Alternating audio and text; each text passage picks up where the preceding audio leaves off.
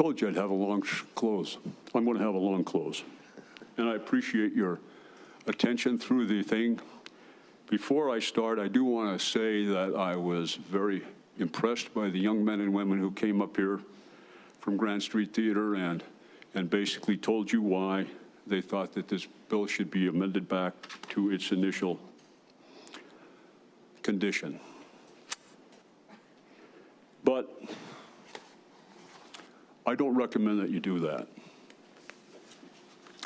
What's interesting about this process is we had 17 parties who couldn't bother to get on Zoom.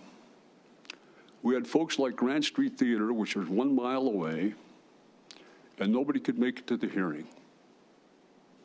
But interestingly enough, the minute we talk about dropping $10,000 out of the budget, they've got all the time in the world to send text messages, email messages, phone calls, work the hallway, drive up here and testify.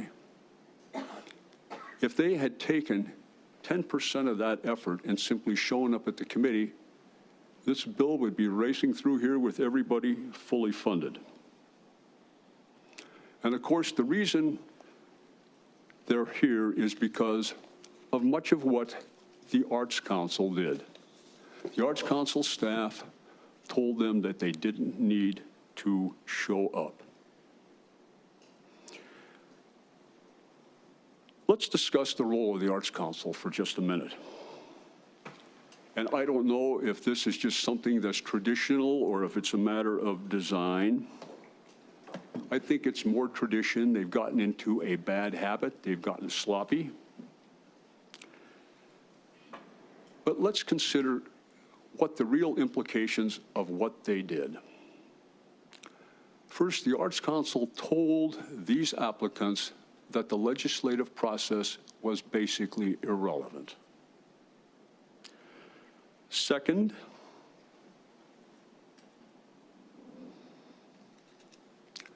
the Arts Council has turned House Bill 9 into an entitlement program.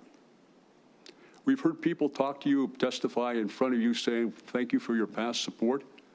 The vast majority of applicants that are contained in that bill have been here 1, 2, 3, 4, 5, maybe 10 times before.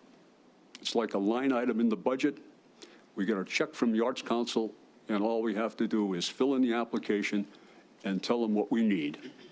And for those that have done it before, I would imagine that the entire process of updating the grant application is probably a 10 or 15-minute endeavor. What happened here with the Arts Council, what I find particularly offensive, is that they have completely destroyed the concept of merit.